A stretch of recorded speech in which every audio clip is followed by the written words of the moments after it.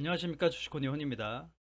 이번 주말엔 좀 자주 뵙죠. 제가 지금 구글 그 유튜브 알고리즘하고 싸우고 있어요. 그러니까 계속 영상을 잘 찍다가 제가 이제 코로나 걸리고 뭐하고 한두 달을 거의 영상을 안 찍었더니 알고리즘이 제 체계를 죽인 것 같습니다. 어쩐지 구독자 대비 조회수가 항상 300개, 500개가 유지되다가 갑자기 채널이 하얀 곡선을 타고 망가졌거든요. 그게 알고리즘이 제 채널 자체를 노출시켜주지 않는다 하더라고요. 그걸 이기려면 또 다시 예전처럼 부지런히 해서 데이터를 바꿔라는 얘기니까 제가 먼저 바뀌어야겠죠. 그래서 주말에도 좀 뭔가 정보를 드리고 같이 소통하고자 다시 한번 또 열정을 불태워보자 라고 해서 마이크 잡아봤습니다. 오늘은 조선주 슈퍼사이클 가능한가? 지속되나? 이런 걸로 좀 얘기 드리려고 해요. 그러니까 조선주가 지금 상승 랠리를 진행 중이죠. 그러니까 지금 이 시장에서 역으로 신고가를 내고 가고 있는 섹터 거의 다 이제 유일 로보틱스도 신고가를 가는 것처럼 하고 좀 빠지고 레인보우 로보틱스 같은 로봇주들도 신고가 경신했다 좀 빠지고 그러니까 뭔가 신고가에서 다들 멀어져 있어요. 그러니까 예전에 이제 PCB 관련주들도 뭐 대덕전자 이런 것들도 이제 그 대시세를 내고 전부 고점 대비 많이 빠져 있다는 얘기죠. 그러니까 지금 시장에 안 좋은 시장에 신고가를 내고 있다라는 건 굉장히 의미가 있는 거예요. 자, 그러면 제가 조선주 중에 제 방에서 정확하게 리딩하고 100%또 승률을 자랑하는 현대미포조선이죠. 제가 조선주는 현대미포조선만 보세요 얘기 드렸고 여기 저가 올 때마다 방송 소개시켜 드렸고요. 이제 며칠 전에 얘기 드렸으니까 자 그걸 보시면 그렇게 보고 싶은데 이때 이제 조선주를 다룰 때 가장 재무적으로 뛰어나고 그 대장주는 현대미포조선이다라고만 얘기 드렸고 현대미포조선만 보셔도 된다라는 얘기를 반복적으로 드렸다는 거죠. 자 그런데 지금 상승 랠리 이어지고 성광밴드도 며칠 전에 소개시켜드렸지만 52주 신고가들을 내고 있다 이거예요. 자 그러면 조선주는 계속 가니까 달리는 말이니까 타야 되느냐라는 관점에서 얘기를 좀 나눠보려고 합니다. 자 현대미포조선 차트는 좀 나중에 분석하는 걸로 하고 일단 좀 얘기를 드리면요.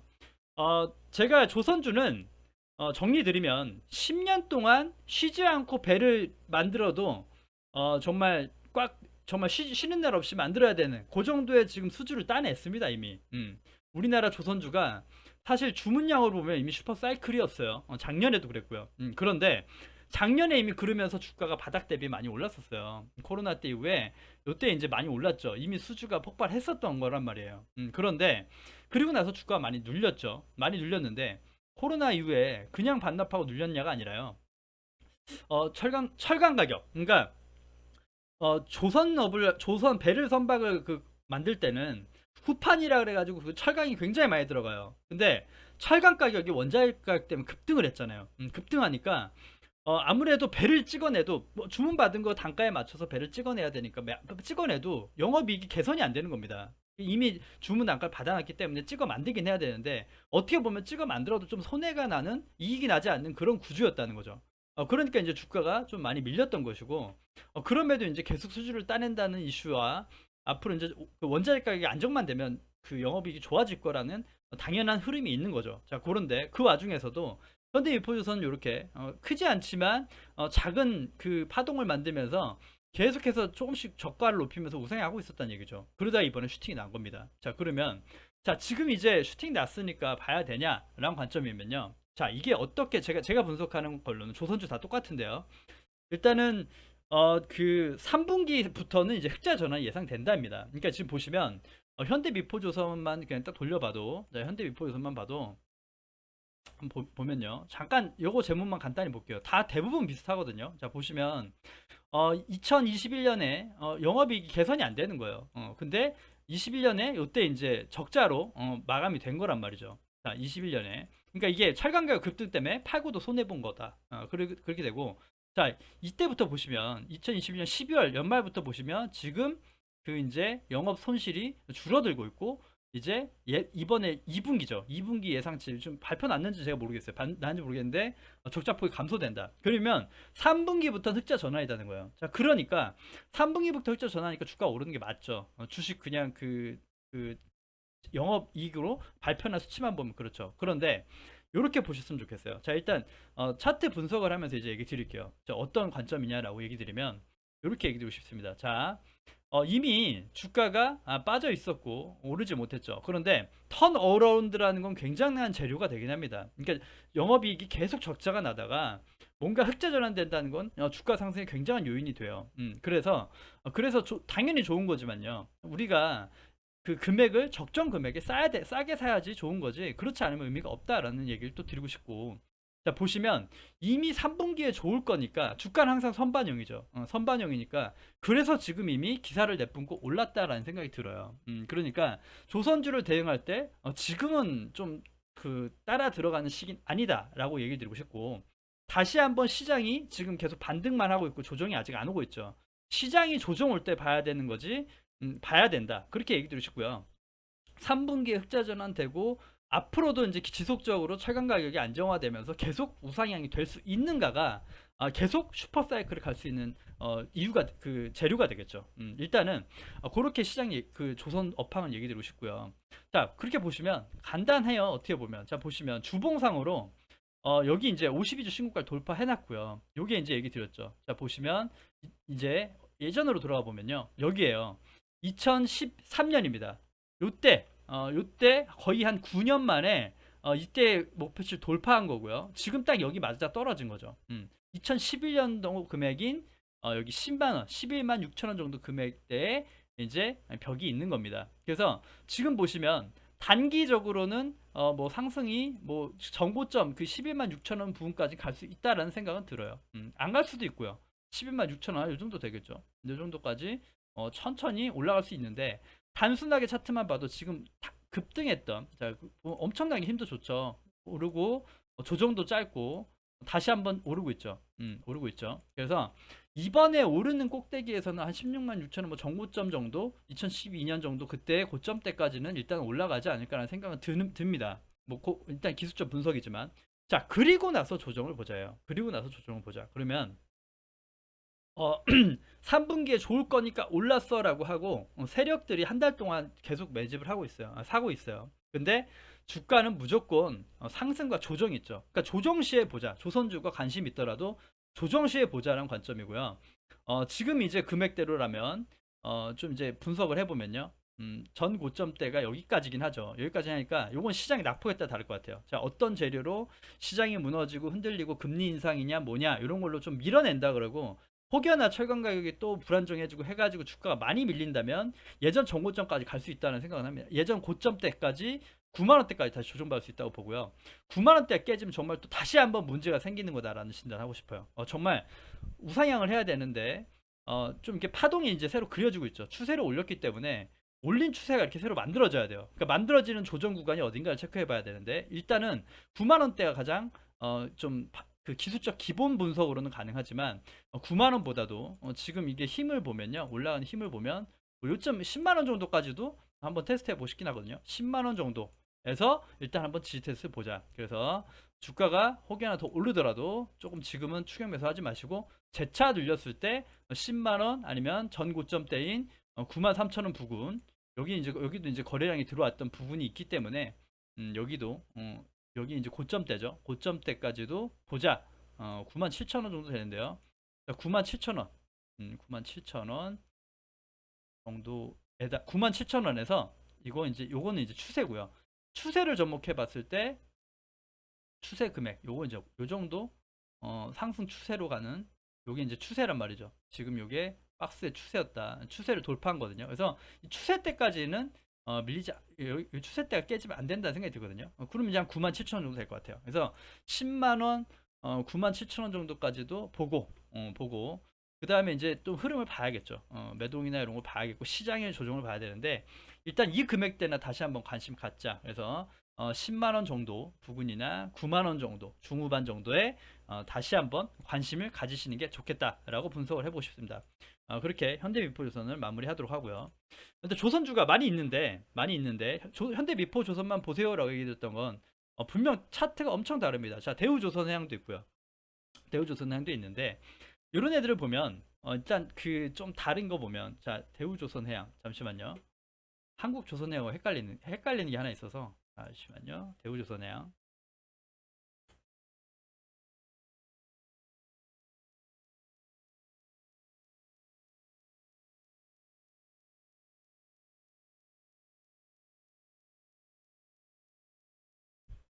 아, 대우조선, 한국조선해양인 것 같네요. 한국조선해양.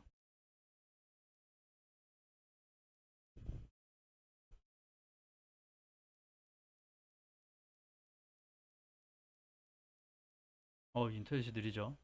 와이파이로 하다 보니까 좀 느리네요. 자, 유보율 보고. 그렇죠. 자, 조금 잠깐 정리 정돈을 좀 하면, 정리를 하면, 요렇게 보고 싶습니다. 요렇게. 요 순서대로 볼 거고요. 자, 그러니까 코스피 대형주들이죠. 조선 중에 대형주들은 현대 위포조선의 단연 대장이고요. 사실 대장주를 보시는 게 메리트는 있어요. 그렇게 보시면 되고, 제가 보는 2등주는 한국 조선해양으로 봐요. 단순 조선주로 보면 뭐 현대 뭐 공업기술 뭐 이런 거 새로 상장한 것도 있지만 지주회사 뭐 이런 거 있지만 제가 보는 거는 기존에 이제 조선 주요 대장이었던 것들 그 보면 한국 조선해양이 2대장 정도로 봅니다. 그렇게 보시면 자, 얘도 이렇게 보면 될 것 같아요. 얘는 그 예전에 이제 이렇게 보면 될 것 같아요. 요런 추세죠. 요 추세.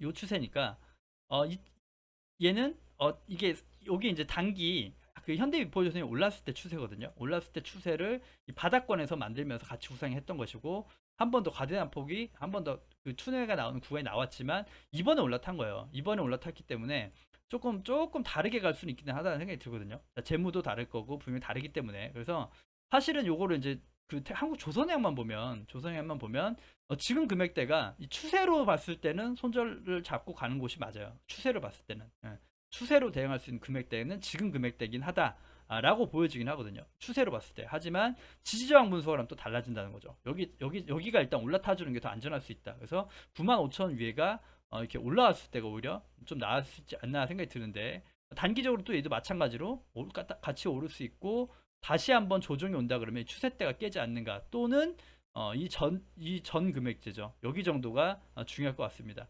그래서 시장이 똑같이 조정받는다 그러면 86,000원 정도 기술적 금액 분석으로 보고 싶거든요. 그래서 한국 조선에 가지고 계신 분들도 이렇게 좀 참고해 보시면 괜찮을 것 같고 요 추세 금액이나 여기 저항 구간을 체크하시면서 보시면 또 한국 조선에도 대응해 볼 수 있겠다 이렇게 얘기 드리고 싶고요. 그 다음에 이제 다음은 삼성중공업인데 삼성중공업은요. 그러니까 이게 순위를 정해놓은 건 사실 재무예요. 재무고 차트도 달라요. 차트도 다르다는 게 삼성중공업 같은 경우도 보시면 차트가 그냥 옆으로 횡보하고 있죠. 그러니까 우상향을 해주고 뭐가 없어요. 그냥 장기 박스입니다. 얘는 그냥 이렇게 장기 박스를 그리고 있죠. 그러니까 사실 요때로 보면 코로나 때 이제 이후로 조선 업황 하면서 같이 회복하는 것 같았는데 삼성중공업은 정말 재무 상태가 너무 안 좋았어요. 그래서 감자도 했죠. 유상 감자를 진행했고 유상 증자까지 시장했고 그러다 보니까 재무 개선을 위해서 주주들한테 이미 피해를 줬습니다. 유상 감자라면서 이미 기존 주주들한테는 엄청난 타격이 됐죠. 좀 타격을 입었죠. 하지만 그렇게 하면서 재무성 개선을 해서 형성 자산을 좀 보유해놨다. 그러니까 재무적으로는 이미 한 방 맞을 건 맞았다는 거죠. 그래서 오히려 또 이제 그 현대미포조선 같이 대형주가 아니라 뭔가 빠른 반등을 또 꾀할 수 있을 땐 이런 것들이 또 힘이 있게 올라갈 수도 있다는 거예요. 또 분석적으로 볼 때 보시면 이미 여기서 장기 박스를 그리고 있다. 그리고 있고 여기서 박스대를 이렇게 그리고 있다는 거죠. 5,300원 구간대에서. 그래서 얘는 단순하게 보면 될 것 같아요. 다시 내려오면 5,300원 구간까지 내려올 수 있느냐가 봐야 될 것 같고 이 친구는 오히려 반대로 관심 있고 사고 싶을 때는 6,500원이 넘어야 될 것 같아요. 이 박스 구간을 넘어야 될 것 같아요. 이 오랫동안 지겨웠던 박스를 넘어서야 비로소 좀 상승 여력이 나오겠다. 그렇게 분석이 되거든요. 그러니까 같은 조선주인데도 재무가 다르기 때문에 다릅니다. 그래서 6,500원 단위 빨리 회복해주고 여기가 올라타야지 다시 7,600원 구간까지 열리는 겁니다. 그리고 비로소 올라왔을 때 정말 전에 옛날 것들을 갱신하면서 갈 수 있다라는 거 되는 거죠. 그러니까 아직도 얘는 장기 업배에서 힘을 못 받고 있어요. 그만큼 재무가 안 좋았고 개선이 돼야 된다. 근데 마찬가지로 수주를 하고 있어요. 하고 있고 이미 쌓여 있는 누적 수준은 있습니다. 그래서 재무와 이런 것들에 좀 타격이 있었고 감자까지 하면서도 있었지만 오히려 정말 슈퍼사이클 오버 회복기가 온다 그러면 주가는 더 탄력 받을 수도 있습니다. 그냥 그렇게 참고하시면 될 것 같아요. 정답은 아니니까 기술적 분석으로 본 것들로 참고해 보시면 도움이 되시지 않을까라는 의견이 드리고요. 조금 더 이제 그 관심 있으신 분에 한해서 얘기를 따로 주시면 조금 더 지속적 모니터를 해보도록 하겠습니다. 아니면 일단 오늘 걸 좀 중심으로 한번 분석을 해서 보시면 될 것 같고 다음은 이제 대우조선해양입니다. 이 친구도 지금 보시면 요때 좀 중요 금액대를 하나 설정해 놓고 만들어 줬지만 좀 이렇게 많이 안 좋았죠. 그러니까 마찬가지로 처음에 급등도 있고 하지만 이 친구도 이제 재무성에 문제가 생긴 거죠. 이제 현금성 자산이 안 좋고 이 친구는 아직 뭐 유상 감자를 했다거나 뭐 그렇진 않거든요. 그러니까 어떻게든 아둥바둥 하고 있다는 거죠. 그러니까 어떻게 보면 굉장히 힘든 시간을 보내고 있는 거예요. 회사 자체가. 그래서 지금 얘도 뭔가 빠른 그 업황 개선이 되고 빨리 영업이익이 개선이 돼야지 좀 그런 걸 이겨내겠죠. 근데 그렇게 되려면 대우조선해양은 일단은 단기적으로는 여기입니다. 빠지면은 다시 전저점 19,000원을 봐야 될 것이고요. 올라온다 그러면 23,000원이 돌파돼야 된다. 똑같습니다. 삼성중공업하고 좀 비슷한데 차트 자리는 좀 다르죠. 차트 자리는 여기 빠진 다음에 여기까지 다시 한번 박스 비트를 봐야 되고 이렇게 된다 그러면 여기가 깨지면 말 그대로 다른 것들도 아까 현대해포지선이고 삼성중공업을 밑단은 다 깨질 것이고 뭔가 악재가 또 새로운 게 나오지 않는 이상 깨지지 않을 거라고 보거든요. 지지대가 잘 형성돼 있다라고 보기 때문에 그래서 지 금액도 마찬가지로 조성 업황이 괜찮고 전환된다면 이 밑은 깨지지 않을 것이고 시장의 여파가 떨어진다면 오히려 매수 기회로 볼 수도 있다라는 생각이 듭니다. 그리고 나서 2,300원 구간을 1차적으로 회복해야 되고 23,000원, 23,500원을 회복해야 되고 28,000원을 넘었을 때 비로소 상승 탄력을 받을 수 있다라는 분석이 되겠죠. 그렇게 보시면 될 것 같거든요. 네. 아직은 좀 많이 힘든 시간을 보내고 있죠. 자, 다음은요.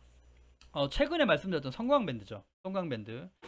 성광밴드도 지금 성광밴드 이제 좀 차이가 있는 게, 자, 그 위에 있는 것들은 이제 대형주 코스피 종목들이고요. 뭐 조단위에 있는 좀 대형주들이고 우리가 말하는 현대차, 기아차 이런 개념이고 그 밑에 보면은 무슨 뭐 명신산업이라 이런 코스닥 종목들이 많이 있죠. 자동차 부품 업체. 그러니까 성광밴드는 조선주 부품 업체로 보시면 됩니다. 보시면 되고 이 친구도 힘이 되게 좋아요. 힘이 되게 좋게 올라와서 이미 제가 얘기 드렸죠. 14,500원 정도 넘기가 쉽지 않을 것 같다라는 얘기 드렸거든요. 14,500원. 근데 보기 좋게 넘어졌죠. 넘어졌는데 여기 멈춰 있어요. 그러니까 제가 14,500원 얘기 드렸던 게 여기가 좀 저항을 받을 수 있는 구간이 체크가 됐기 때문에 그래요. 그래서 여기에서는 좀 머뭇머뭇한 게 보이죠. 그러니까 성광밴드 같은 경우도 이미 좀 단기적으로 보면 52주 신고가가 되겠죠. 될 것이고 보시면 이렇게 얘도 이제 마찬가지로 아까 그 현대 미포조선하고 좀 맞물려 보시는 게 좋습니다. 맞물려 보시는 게 그래서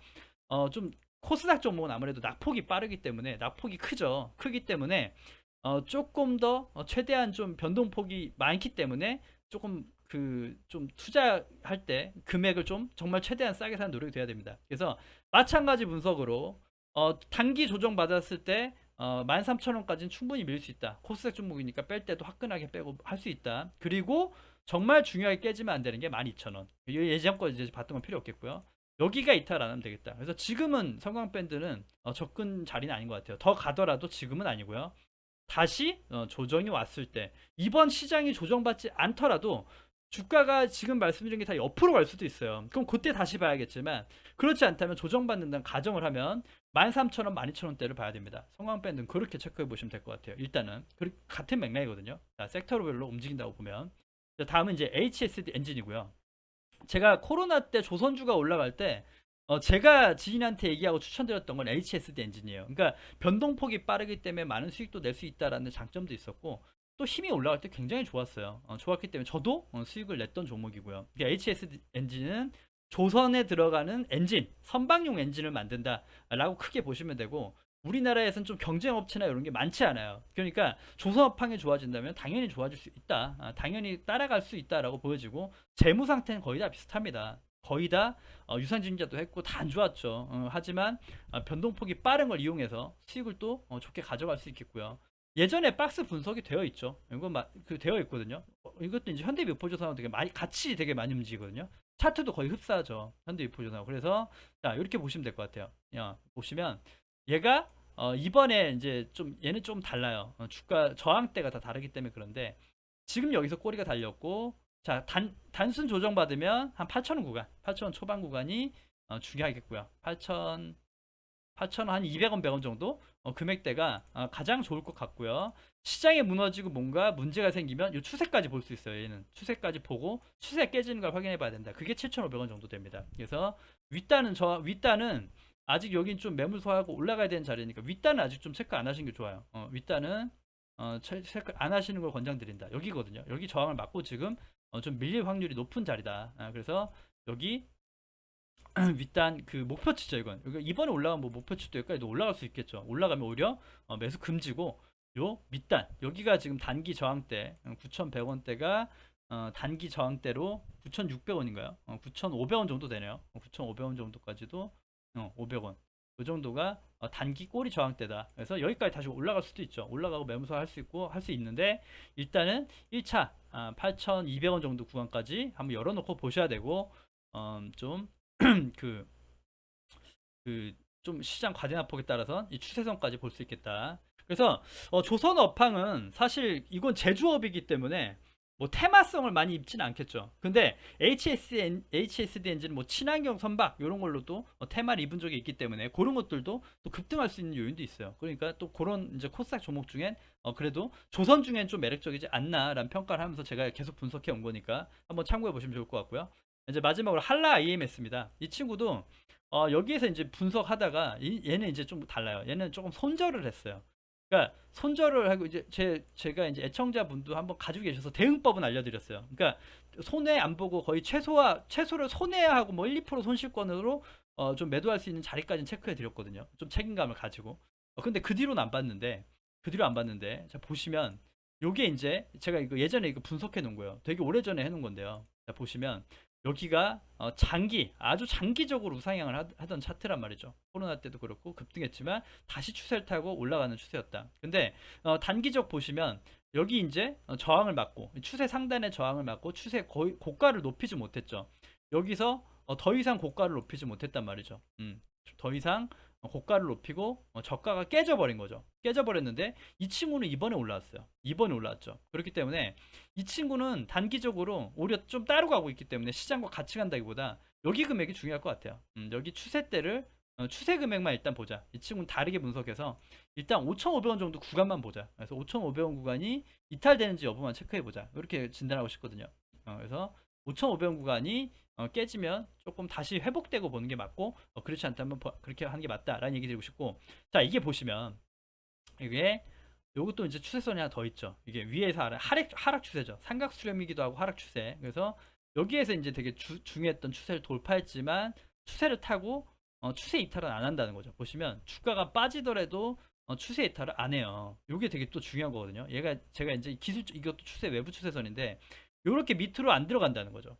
그래서 다시 주가가 빠지고 다시 저점을 찍더라도요. 여기 다시 찍더라도 삼중 바닥을 찍더라도 여기 추세 밑으로만 안 들어가면 좀 이렇게 그 횡보박스로 변할지언정 하락은 아니다. 그러니까 최근에 이렇게 추세 하락 때도 이 외부 추세 하락 때도 여기도 매수 자리였던 거긴 하죠. 기술적 분석으로 보면.